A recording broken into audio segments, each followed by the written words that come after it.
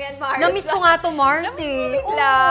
Namiss ko talaga. Ay, bawat isa sa amin, binigyan ng isang typical soap opera scenario na kailangan naming gawan ng sarili naming version. At ang resulta, isa-isa naming ipapakita. Dito, starting off with Mars Camille. Oh, dahil namiss mo. Yes! Okay, namiss ko talaga, Mars. Okay. At ang eksena mo, madalas na linya ng character na naghihingalo at malapit ng mategi. Yes, yun ang aking naatasan sa aking situation. So, ito yung impromptu lines ko dyan na madalas nating nakikita. Ayan.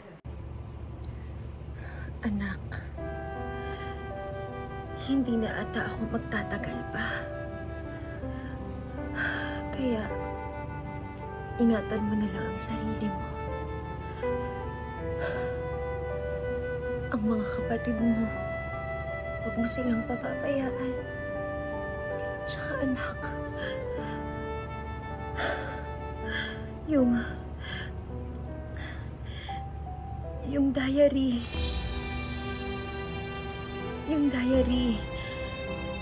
doon nakalagay kung sino talaga ang tunay niyong ama. Nakalagay ang diary sa...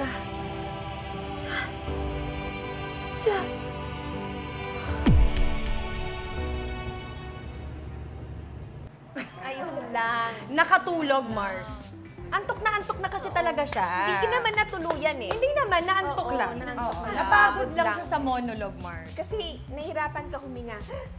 Yan. Oo. Tsaka alam naman talaga nating lahat, di ba, na sa Pinoy movies, laging hindi nasasabi yung importante, pero ang daming nasabi sa simula, Mars. Saka alam mo, hindi ka na magtatagal. Alam kong hindi ka na magtatagal, sana inuna mo na yung importante, hindi yung dahil pang sinabi. Nung importante na, hindi na inabutan, Mars. Alam natin na lahat tayo nakapanood po ng version na ganyan, di ba? Yes.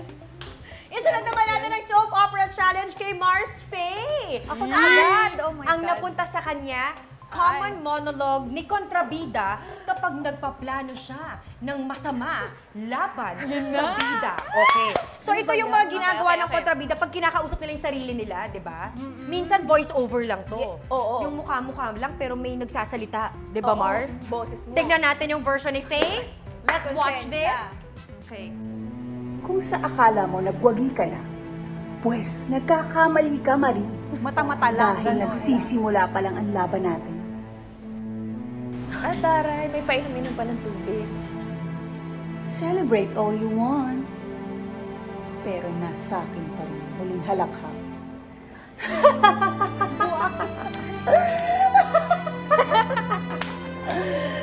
Kontrabida lang. May pag-inom sabay si Mangot, di ba? Kung hindi rin lang mapapasakin si Anton, hindi ko rin hahayaan na mapunta siya sa'yo. Dahil akin lang si Anton. Akin! Wow!